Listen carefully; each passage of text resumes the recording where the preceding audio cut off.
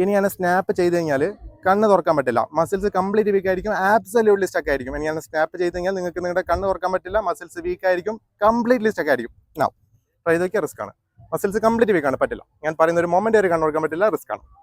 Try ചെയ്യുന്നത് risk ആണ്, പറ്റില്ല. ഞാൻ പറയുന്ന ഒരു മൊമെന്റ് വരെ പറ്റില്ല, റിസ്ക് ആണ്. ഞാൻ പോട്ടെ റിസ്ക് ആണ്, മസിൽസ് കംപ്ലീറ്റ് വീക്ക് ആണ്. ഞാൻ പറയുന്ന ഒരു മൊമെന്റ് വരെ കണ്ണ് തുറക്കാൻ പറ്റില്ല, റിസ്ക് ആണ്. ഞാൻ പോട്ടെ.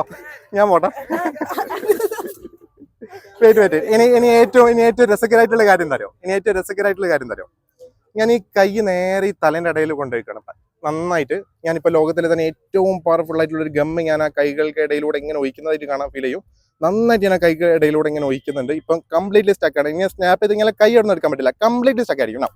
ട്രൈ ചെയ്തൊക്കെ റിസ്ക് ആണ്, പറ്റില്ല. ട്രൈ ചെയ്യുമ്പോൾ റിസ്ക് ആയിരിക്കും, മസിൽസ് കംപ്ലീറ്റ് വീക്ക് ആയിക്കൊണ്ടിരിക്കും.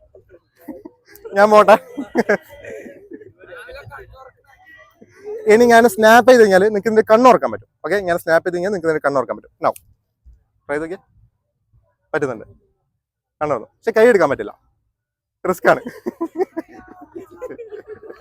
പറ്റില്ല, റിസ്ക് ആണ്. ഞാൻ ഒരു സ്നാപ്പ് ചെയ്ത് കഴിഞ്ഞാൽ കൈ ഇടുന്ന എടുക്കാം കേട്ടോ. നൗ ട്രൈ ചെയ്ത് വരും. ജസ്റ്റ് നോക്കി ഈ ഒരു പോയിന്റിലേക്ക് മാത്രം ഫോക്കസ് ചെയ്യാം. Deep and sleep on the count of 3, 2, 1 wake up. പേരെന്തായിരുന്നു? കണ്ണ് എല്ലാവരും കാണാൻ പറ്റുന്നില്ലേ? കൈയൊക്കെ ഒന്ന് റിലാക്സ് ചെയ്ത എന്താണ് എക്സ്പീരിയൻസ്?